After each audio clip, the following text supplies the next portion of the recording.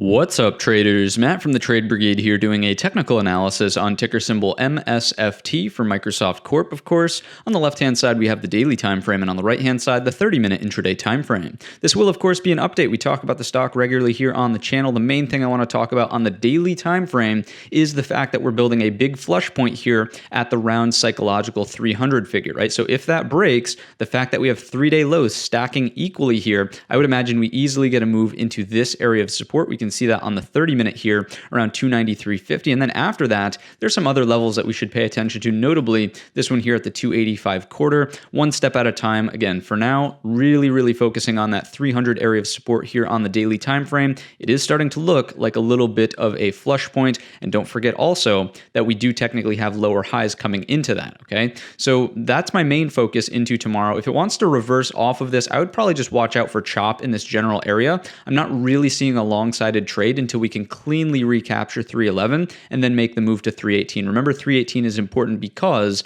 of the flush point from in here, then offering lower high resistance, right? So that's what I'm seeing to the upside. It doesn't look pretty to the upside. I'm really focusing on the 300 and the potential for it to flush into the remainder of the week. In terms of downside targets, let's take a look at that 30-minute time frame now. You can clearly see the double bottom, right? The equal lows that are stacking here is if that breaks, again, here you go. Very easy to see that. Next up for support is all of this interaction there, closer to roughly 293.50. So that downside trade is looking fairly attractive. An easy way to tell if you should still be interested in that would be to take out a resistance trend line, do something like that. You can clearly see that we have lower highs continuously developing. Even if we get a little bit of a bounce and then roll over, if it's another lower high, look out below on the retest of 300 into that 293.50. So that's the downside case. After that, we do have 285.25 coming from this higher low there. Pull back, obviously we know the rest is sort of history. So to me, on any really aggressive downside, that's probably the area that I would watch out for on a break of 293.50. That's all I've got for you in Microsoft today. If you enjoyed the video or learned anything new, let me know in the comments section or by giving the video a thumbs up. Don't forget our main channel is linked in the description. And all of that being said,